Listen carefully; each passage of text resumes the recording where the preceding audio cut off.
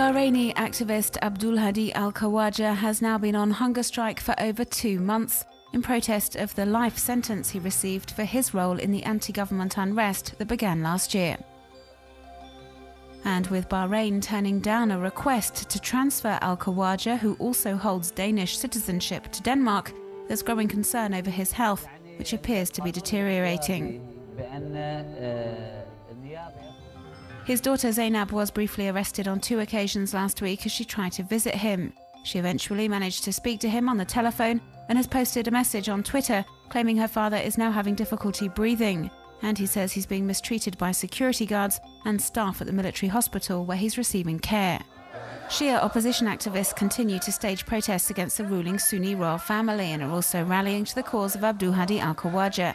Hundreds of demonstrators waved pictures of him in towns and cities across Bahrain last Friday, calling for his release and demanding political reforms. Protesters are now lobbying the International Automobile Federation to cancel the Bahrain Grand Prix, due to be held on the 22nd of April. The race, which has always been a source of national pride, was cancelled last year due to the uprising and ruthless repression. Last month, American NGO Invisible Children launched an online campaign against Ugandan war criminal Joseph Kony, who's accused, amongst other things, of recruiting child soldiers. The campaign revolves around a mini-documentary that struck the hearts of millions of web users, but the film was also highly criticised for oversimplifying the situation in Uganda. The NGO is trying to respond to the criticism in a new video which was posted online last week. The follow-up film gives the floor to local officials and decision-makers to help paint a more detailed picture of the current context. The documentary specifies that Joseph Kony is no longer in Uganda, that there are now only a few hundred or so men remaining in his rebel group, the Lord's Resistance Army, but the attacks continue, nonetheless, in the Democratic Republic of Congo, South Sudan and the Central African Republic.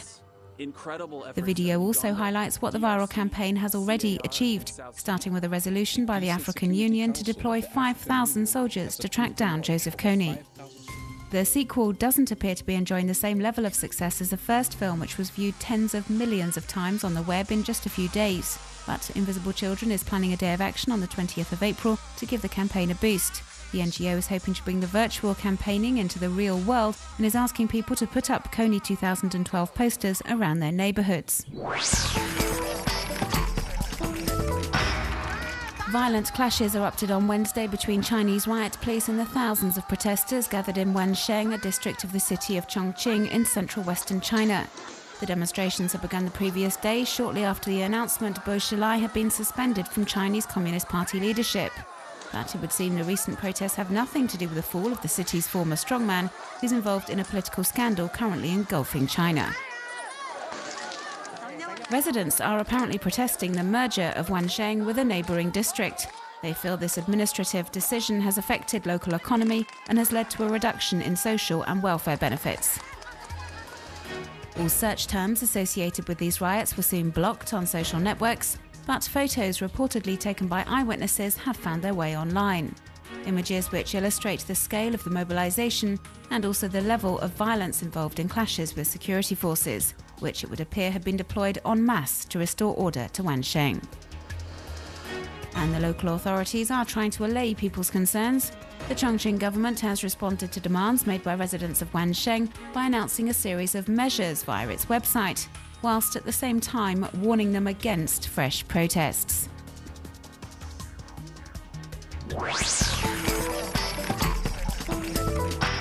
The famous Fender brand has produced this viral video using the time-lapse technique and showing all the steps involved in making an electric guitar. So, in just over 4 minutes, you learn all about the fabrication methods used to produce the legendary rock instrument.